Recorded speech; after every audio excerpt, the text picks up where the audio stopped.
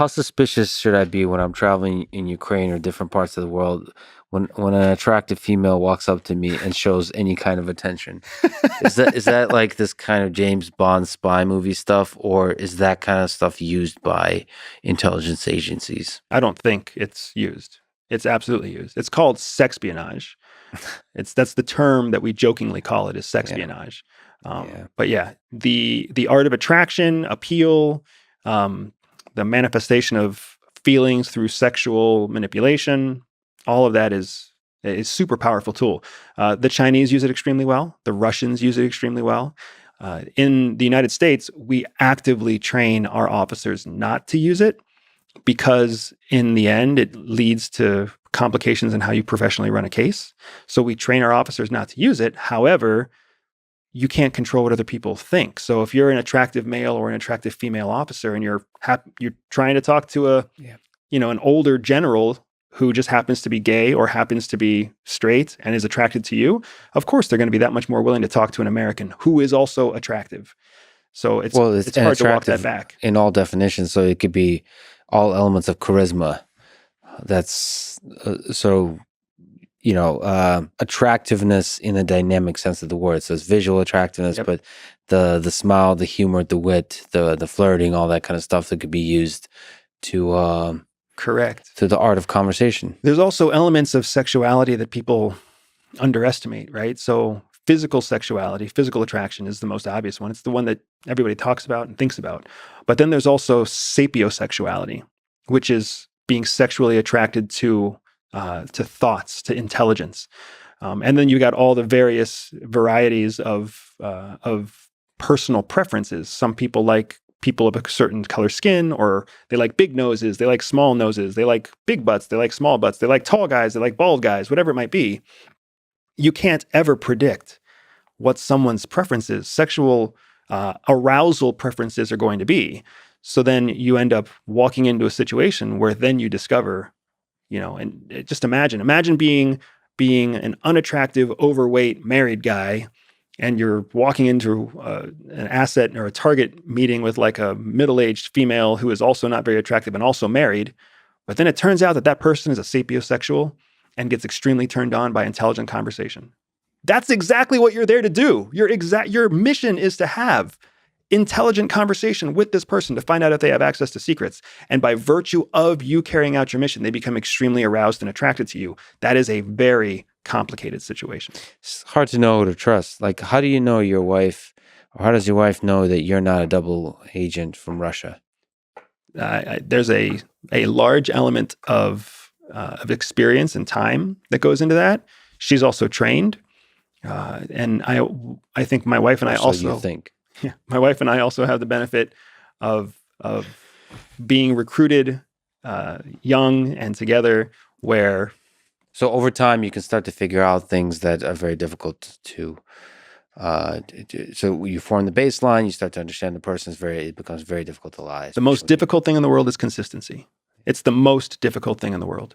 Some people say that discipline or self-discipline, what they're really talking about is consistency. When you have someone who performs consistently over long periods of time under various levels of stress, you have high confidence that is the person that you can trust. You can trust them to behave within a certain pattern. You can trust an asshole to be an asshole without trusting the asshole to take care of your kids, right? So I don't ever want to mix up the idea of personal trust versus trusting the outcome. You can always trust a person to operate within their pattern of behavior. It just takes time for you to get consistent feedback as to what that baseline is for them. To form a good predictive model of what their behavior is going to be like. Right. And what's fascinating is I think the challenge is building that model quickly.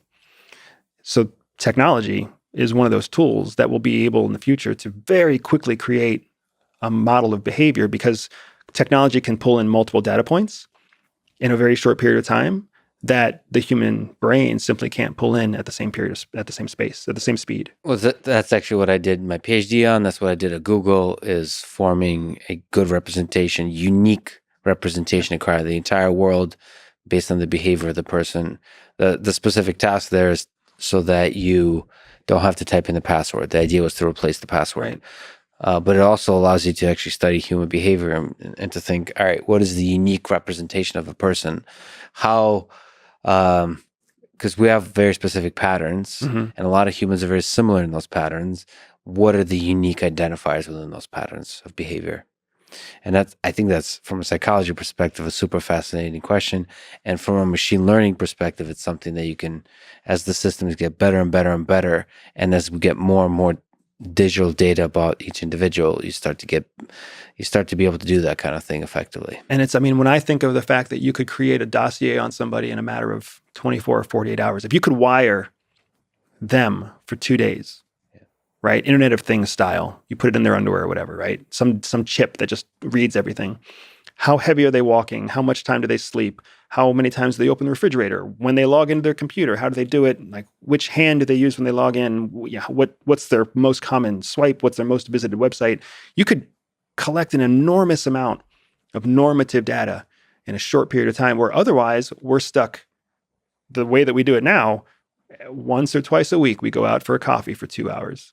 And 2 hours at a time over the course of 6, 8 weeks, 12 weeks, you're coming up with a 50% assessment on how you think this person is going to behave. Mm-hmm. Just that time savings is immense.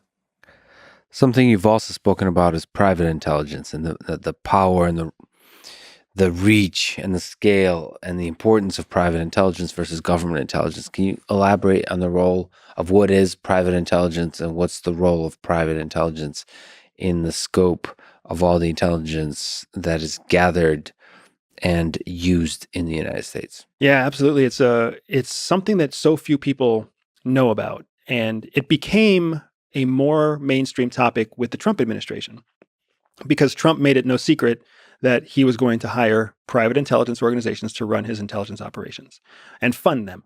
So that really brought it to the mainstream. But going all the way back to 9/11, going all the way back to 2001, when the 9/11 attacks happened, there was a commission that was formed to determine the reasons that 9/11 happened. And among the lists that they determined, of course, they found out that the intelligence community wasn't coordinating well with each other.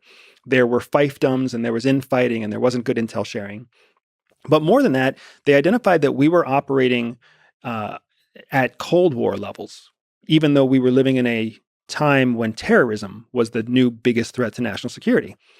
So the big recommendation coming out of the 9/11 Commission was that the intelligence organizations, the intelligence community, significantly increase the presence of intelligence operators overseas and in terms of analytical capacity here in the United States. When they made that decision, it completely destroyed, it totally was incongruent with the existing hiring process, because the existing hiring process for CIA or NSA is a 6 to 9 month process. The only way they could plus up their sizes fast enough was to bypass their own hiring and instead go direct to private organizations. So naturally, the government contracted with the companies that they already had secure contracts with: Boeing, Raytheon, Northrop Grumman, CACI, you name it. And then over time, from 2001 to now, or I guess that started really in 2004 when they started significantly increasing the presence of private intelligence officers. From then until now, it's become a budgetary thing. It's become a continuity of operations thing. And now the reason Northern Virginia has become one of the wealthiest zip codes in America is because of the incredible concentration of private intelligence that is supporting CIA, NSA, DIA, FBI, and all the slew of IC partners. By the way, does Palantir play a role in this? Palantir is one of those organizations that was trying to pitch their product to an intelligence community, because it's a fantastic product on paper. But the challenge was the proprietary services, the proprietary systems that we used in CIA prior to Palantir continued to outperform Palantir. So just like any other business decision, if you've got homegrown systems that outperform external systems, then it's not worth it to share the internal information. Got it. So what the close connection between Peter Thiel and Donald Trump, did that have a role to play in the in Donald Trump's leveraging of private intelligence, or is that completely disjoint? I think that they're related, but only. CIA believes that all people are born with a spy secret superpower. For some people, that means they can win deals. For others, they can spot liars. Some can even seduce lovers. I built a free 3-minute test to help reveal to you exactly what your secret hidden superpower is. All you have to do is click on the link in the description below, take the test, and start using your spy superpower to stay ahead of 99% of people. Circumstantially, because remember, Donald Trump wasn't really investing in CIA. So the last thing he wanted to do was spend his network, wasta. Wasta is a term that we call influence. It's an Arabic term for influence. Trump didn't want to use his wasta putting Thiel into CIA, only to lose Thiel's contract as soon as Trump left office. So instead, it was more valuable to put Peter Thiel's tool to use in private intelligence. And then, of course, I think he nominated Peter Thiel to be his Secretary of Defense, Secretary of State. At some point in time, he tried to presidentially appoint Peter Thiel into a position of government authority. What do you think of figures like Peter Thiel? Do they wield, and I'm sure there's figures of similar scale and reach and power in private intelligence. What do you think about their role and power in this whole, like, without public accountability? Yes. That you would think directors of CIA perhaps have. So this is where private intelligence has both a strength and a weakness. The ultimate law overriding that's overseeing private intelligence is not government legislation. It's the law of economics. If they produce a superior product, then they will have a buyer. If they do not produce a superior product, they will not have a buyer. And that's a very simple business principle. Whereas in the current national security infrastructure, you can create a crap product, but the taxpayer dollars are always going to be spent. So it's really thrown things for a loop, especially during the Trump administration. And this is one of the things that I will always say I liked about the Trump administration. It put a big, blazing, bright light on all of the flaws within our system. One of those flaws being this executive power over the intelligence organizations and the lack of accountability for intelligence organizations to produce a superior product. When that light got shone down, that's when you also saw Trump start to go after, if you remember, there was a period where he was taking security clearances away from retiring officers.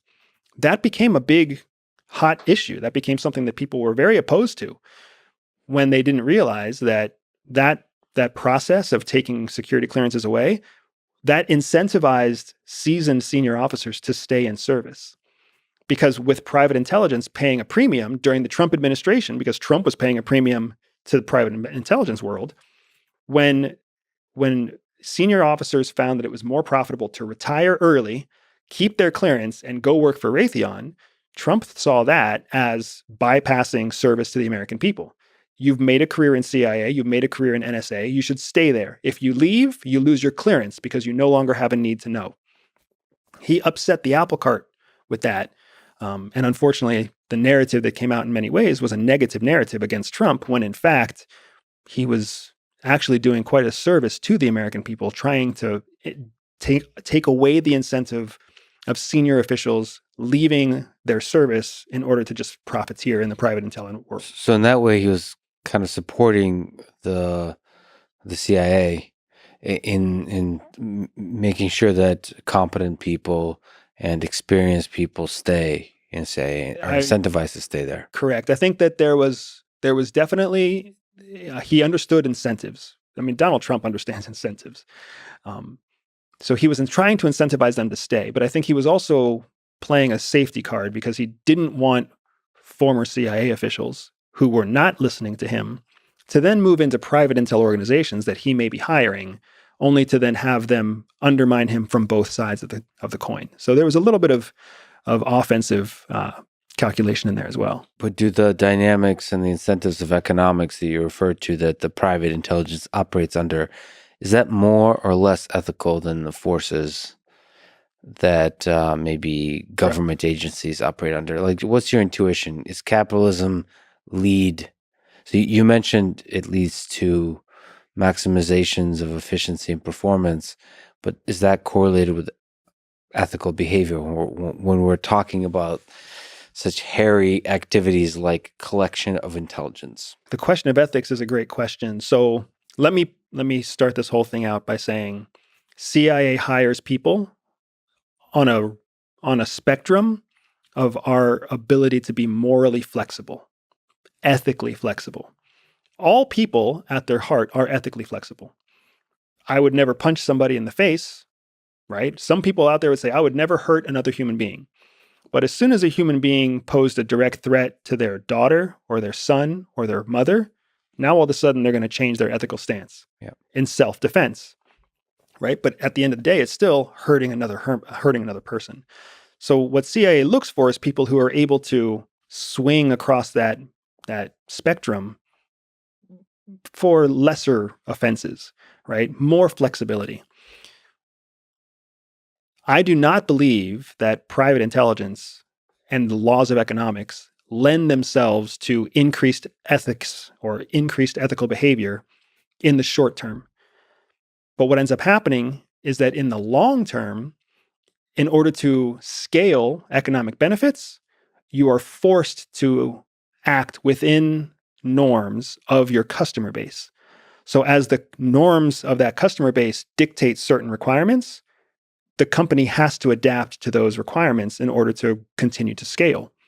So if a company tries to ostracize LGBTQ, or if they try to ostracize men or ostracize women, they're limiting their ability to grow economically. They have to adapt to whatever is the prevailing ethical requirement of their customer base.